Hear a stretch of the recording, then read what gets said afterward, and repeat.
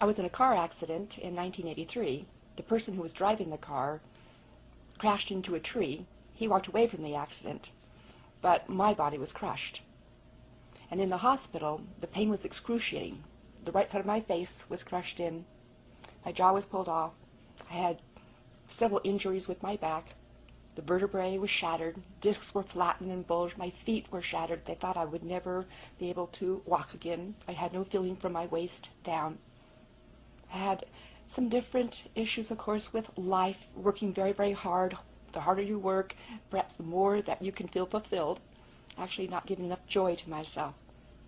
In the hospital room, looking at the prognosis and the excruciating pain, there was a sense of hopelessness that began to fill my mind and also my heart. You might say that I was wanting for answers. What's next? The power of prayer didn't seem to be working. And, help me. Just help me. What's next? I have a tendency to believe that God listens to us, that the power of prayer comes in many different ways. What happened in the hospital room on this particular evening, in this true sense of hopelessness, a presence entered the room. I could feel this loving presence. I've heard other people say this in a sense of watching people who are near death or dying, people who are observers, that they can see the individual in the bed lighten up or sit up suddenly or shout out a person's name or something like that. It would be the same analogy. A presence entered, a very loving presence. Maybe you might call it an angel. But it did have a sense of love. Actually, it started in the upper right-hand corner of the room. And it started to come forward. I couldn't see anything, but definitely could feel it. It started to permeate the room. The sense of being in this dimension and another dimension of openness and love. And the presence, as it filled the room, started to comfort me in telepathy. And basically it was, if you want to let go, it will be okay. There was definitely a sense of there would be a transition. It wasn't in a sense of an instantaneous feeling.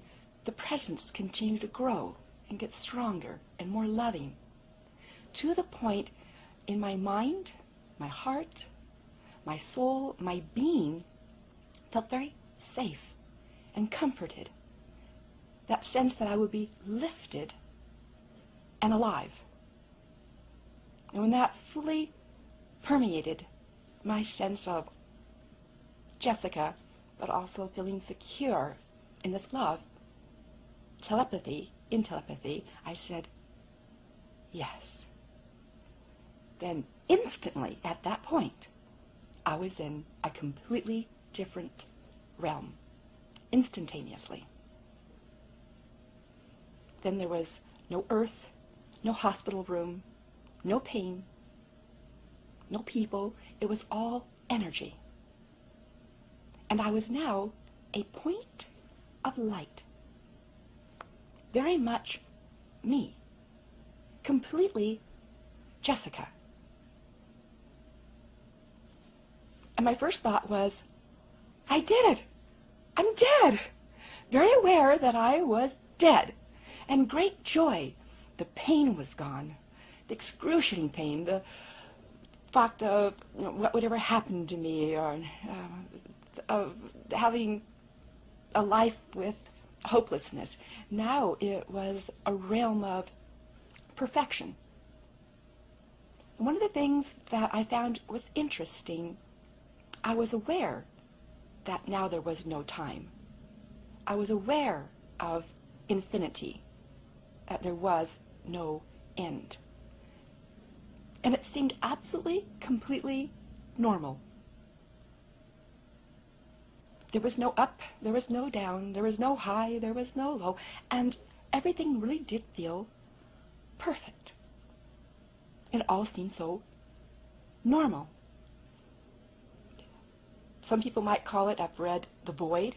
I don't know if I would call it the void, because there was a presence all around, a presence of knowledge, a presence of awareness, but I was me being me. And then my next thought was, it's all a thought, okay, I'm here, I'm dead, what's next?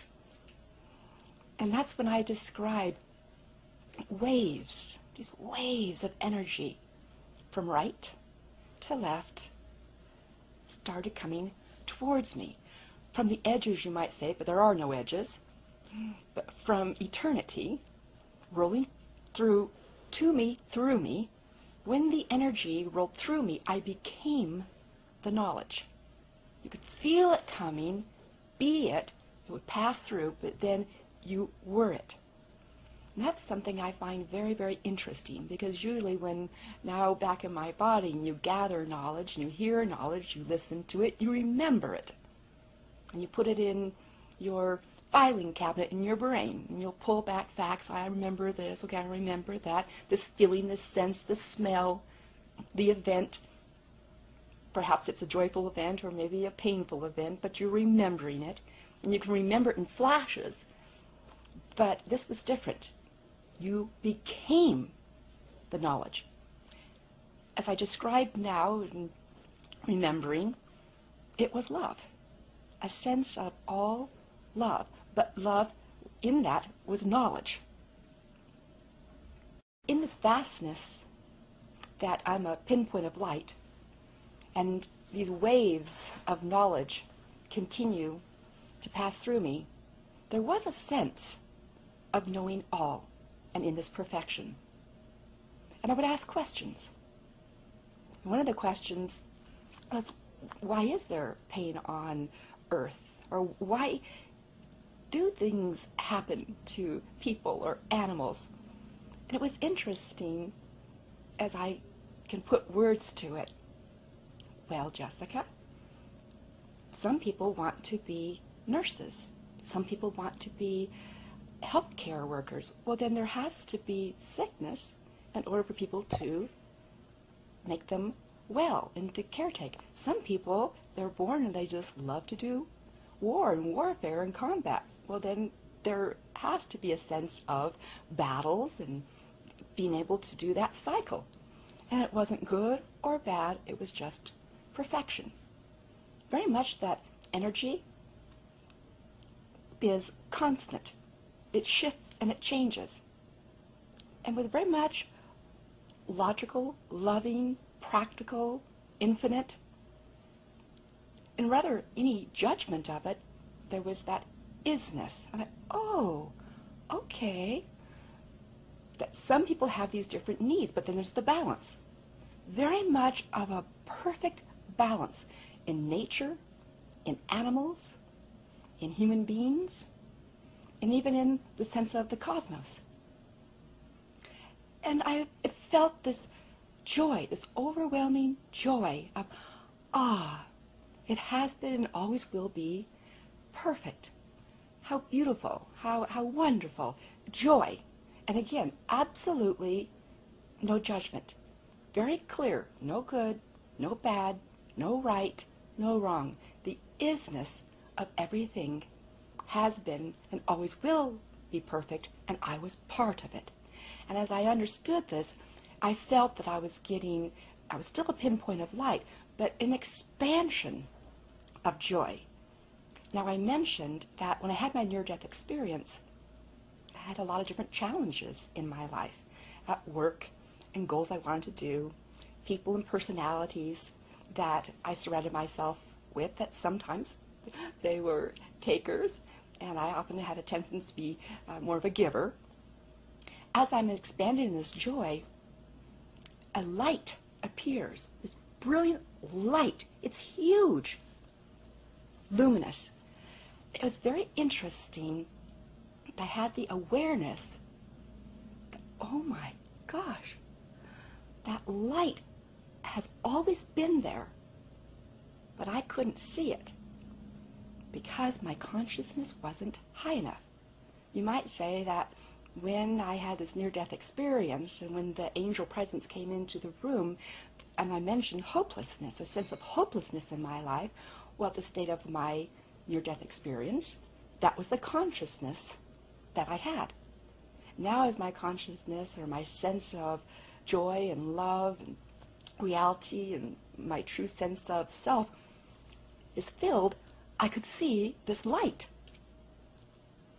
Like a tractor beam, I was pulled into this light. As I got closer and closer to it, then merging, the overwhelming, wonderful feeling of, oh, it's me! It's me! This light is me! It was, oh my gosh, the amount of energy that I was using on Earth in my life was this small. That was I had let my ego get so small, not believing in myself fully or not understanding all the different choices that I could have had in life, that awareness. And now by merging with me, it's filled with just thousands, millions and millions of these sparkling lights of all different colors. And very much, again, joy. Now the love that I have around me is intensified because every little point of light around me has that. And it's all telepathic. You can hear every thought that every essence is having. And it was all this incredible oneness, but me still being me. So the knowledge that I had was continually expanding. Now it seemed more of a universal knowledge, more of not about why on earth and what is happening on earth. And in fact, that is beginning to completely disappear. That thought, well, see, I think I used to. Once upon a time, I went to school. I think I lived in a house and I had a family. I think it's beginning to fade. It's not important. It's more of an illusion. I say, did I go to work? And, well, it's not that. I thought that was very interesting. Perhaps the next step that I might want to mention is the life review. And I did not expect there would be a life review. It just appeared. I could have a sense that there was a presence to my, you might say, over here, right, or a presence over here to my left. There was like the angel or presence, something that was very, very loving, even though that space is just forever and ever. But there is a review. I've heard people say it's like an amphitheater, and you are watching this life review. Very much it was that way, which is shown before you with all color and information of what you did from the moment you were born to the moment that you died. It's all simultaneous, and you know it all simultaneously. Within it, there was absolutely no judgment, just for me to watch it and to observe. And as I watched my life, what I would like to share as far as illumination or revelation was that I had made some choices that I could have made better in my life. Things that I could have enjoyed more, rather than so giving to other people or other situations, that I could have chosen more choices for Jessica and Jessica's joy and Jessica's purpose, and what Jessica could have used her talents for herself more. Oh, that would have been, life could have been more joyful. So from my passion with animals, passions of travel, passions I have for the environment, I basically, as I mentioned, had put myself to helping others to build their businesses and marketing and networking. I died at 27. So from the timeline of starting to work when you're in your 20s to 27, putting that as the major goal and the major effort, I call it my mind, my spirit, the person my ego, building other people up. Oh, I got a joke and say, shoot, I could have had a V8. Whoa, wait a minute. What happened here in this life review? I saw that. And I was sad. I was in that emotion, that I did have that emotion. As I mentioned, it was the life review, and then there was a contemplation place, a place of contemplation I feel that I was sent to. Was it fast? Was it speedy? It was just instantaneous. It was in darkness. There was a sense of darkness, of being in a place, and that I was to contemplate what I had seen and experienced. And it was not pleasant. It was like, no, I could have done so much more with my life. And a lot of it was joy. I could have had so much more joy. And the things I could have done, well, let's say I had an opportunity to go to Alaska and I turned it down. An opportunity to go on this excursion. No, I think I have to work. I had an opportunity, and I remember all these different opportunities. And I need to work, I need to do this, I need to do these different things. But I could have done that. And the joy inside of me, the joy of my personality, the joy of who I am. And I hadn't fully chosen that when I was alive. And it was like, no. Then I'm back in front of the amphitheater, and the life review begins again. But this time, when the life review begins, the contemplation I have had of what I could have done, and what I could have chosen for myself, the opportunities that were being very meaningful to me, of me, myself, my personality. Now, this is the life that I would have lived. And it was really nice. It was so much more fun. It was like, roll that tape back. Now I get a brand new tape. I thought, wow. I was just so full of joy. Like, wow. Earth was so much more fun. The people, the things that I was doing, people I was meeting. It's like, wow, it was so much fun. And playing with animals, going to the beach, going to these different travelings, going on cruises, believing in myself, pulling in money in ways that I would love and that I would enjoy. Just laughing, hiking to the tops of the mountains, seeing how gorgeous the ocean was, just taking time for myself. I'm living it. It's like, wow, this is great. This is so cool. Okay, this is it. Send me back. I want to go back. This is it. I'm going back. And there was the awareness of the presence, but Jessica, you have to understand, you're dead. Huh? Like, I know I'm here. I know I'm here, but I want to go back there, because I want that. No, you have to understand, Jessica. You're dead. You're here now, and this is to help you understand about life and choices and joys. And okay, I understand that, but I want that. So send me back. Well, we can't. You have to understand. There's nobody to go back to. It's so severely injured. There's nobody to go back to. Well, I don't care. I don't care. Just get me back there. And so they put me back in the holding tank, as I call, to contemplate. Okay, now I'm in the contemplation of the dark, and then I'm contemplating how wonderful that next life review was. And I'm just screaming out in eternity, even though I'm in this, I call it a contemplation place or booth. No, this cannot be, no.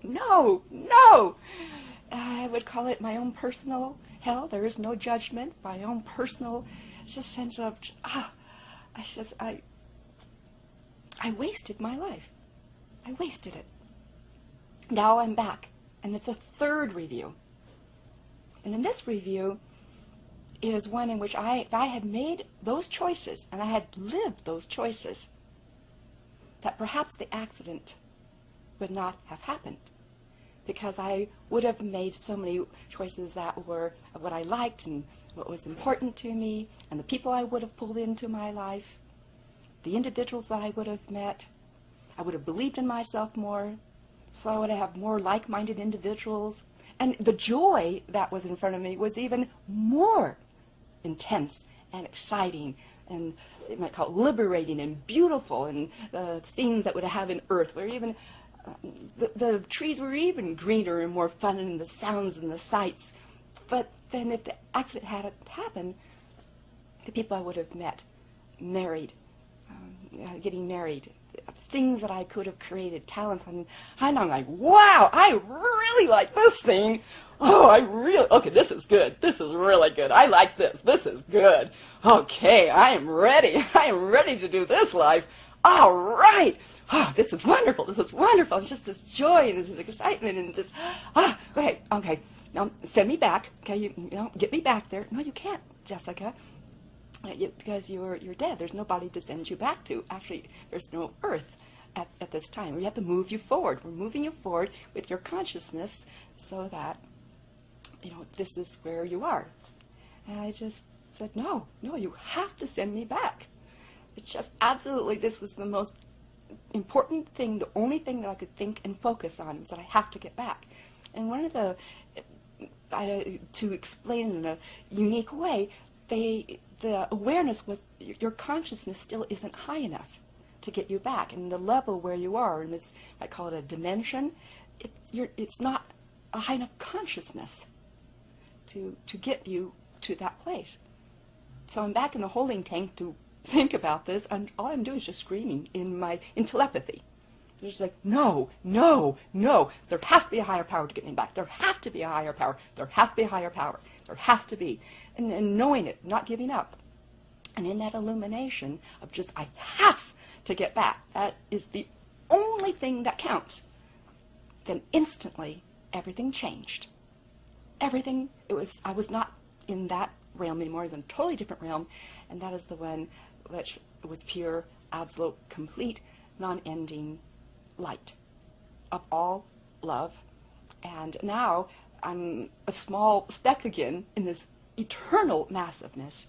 And the illumination was very much the sense that this was of creation, of all that had ever been created. And that sense of, all galaxies, all time, everything you could see from the Hubble telescope into the beginning of the Big Bang that you might sense or see. No edges, but you could feel all the creation. So I hope that answers that particular question.